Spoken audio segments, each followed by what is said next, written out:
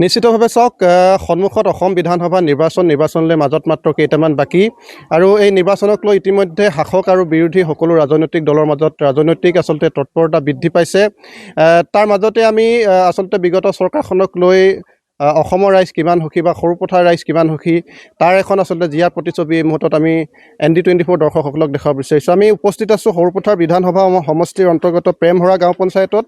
প্ৰেমহৰা গাঁও পঞ্চায়তৰ এখন আচলতে অতি বিধ্বস্ত আমি দলং এই মুহূৰ্তত ND24 দৰ্শকসকলক দেখুৱাইছোঁ, যিখন দলঙেৰে দৈনিক শ লোকে এই দলঙেৰে অহা যোৱা কৰিব লগা হয়, ইয়াৰ ছাত্ৰ ছাত্ৰীয়ে অহা যোৱা কৰিব লগা হয়। তাৰ সমান্তৰালকৈ যদি আচলতে যিসকল ৰোগীক এই বাঁহৰ দলঙেদি নিব লগা এক আচলতে পৰিৱেশৰ মাজেৰে ইয়াৰ যিসকল লোকসকলে আচলতে জীৱন যাপন কৰা পৰিলক্ষিত হৈছে। আমি ইয়াৰ লোকসকলৰ পৰাই পোনে জানিম।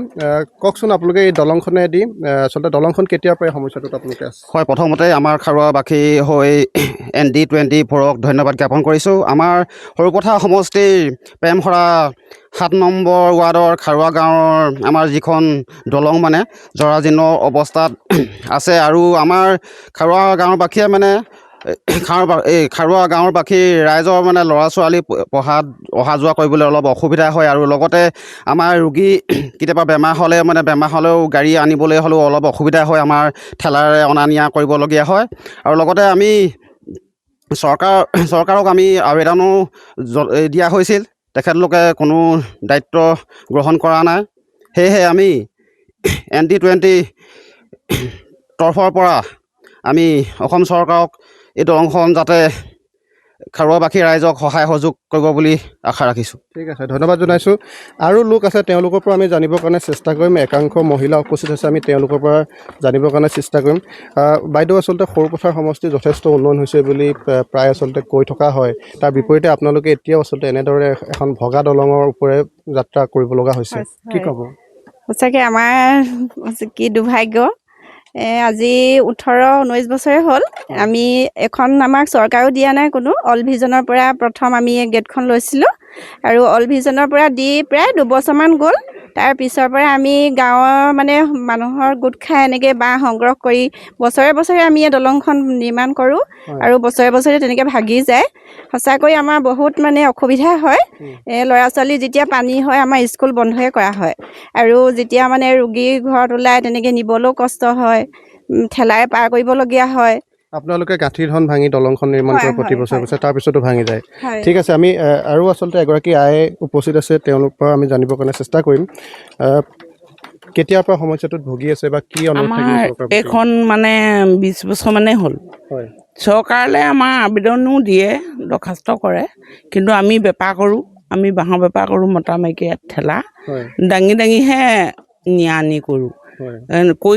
নকৰিলেও নহয়, বেপাৰ কৰি খাবই লাগে।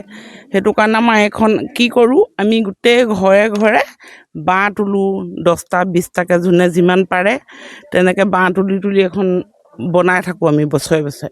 পানী উঠিলে আমাৰ এতিয়া নাতি নাতিয়ালবোৰ কোনো স্কুললৈ যাব নোৱাৰে, ধৰি পাৰ কৰিব লাগিব, তেনেকুৱা হৈ থাকে। আমাৰ মানে সেইটোৱে আৰু বহুত দুখ। সেইকাৰণে আমাক কেনেবাকৈ চৰকাৰে যদি দিয়ে আমাৰ বহুত হেৰি হয়, ভাল পাওঁ, নহ'লে আমাৰ বহুত কষ্ট হয়। ঠিক আছে, আমি ধন্যবাদ জনাইছোঁ।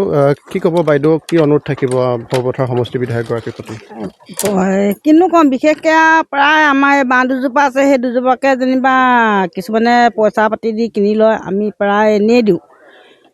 আৰুনো ক'বলগীয়া কিটো আছে, বিশেষ আমাৰ এতিয়া ইমান অসুবিধা হৈছে নহয়, বহুত অসুবিধা। প্ৰায় আমাৰ ককাইদেউ এজন এইখিনিত পৰিলে, এগৰাকী পৰিলে, প্ৰায় আমিয়ে তাৰমানে যিমান মানুহ এক্সিডেণ্ট হয় নহয়, প্ৰায় আমিয়ে তোলোঁ। কিমানো তুলিম? ইহঁতে কয় আপোনালোকক বোলে সেয়াতে বোলে হেৰি দিছে, আপোনালোকৰ ঘৰ বনাই থাকিবলৈকে মানুহ তুলিবলৈকে দিছে। মই ইয়াকে কয় সামৰিছোঁ, কিনো ক'ম। ঠিক আছে, ধন্যবাদ জনাইছোঁ। এয়া আচলতে গ্ৰাম্য অঞ্চলৰ যি আচলতে উন্নয়নৰ যি প্ৰতিচ্ছবি, ইতিমধ্যে আমি ND24 দৰ্শকসকলক দেখুৱাইছোঁ।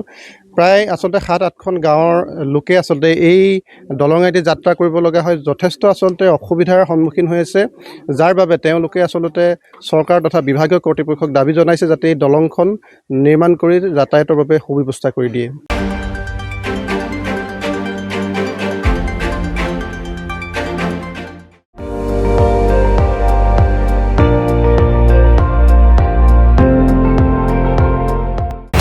আপুনি চাই আছে ND24 সৰ্বশ্ৰেষ্ঠ নহয় সৰ্বোত্তমৰ দৌৰ।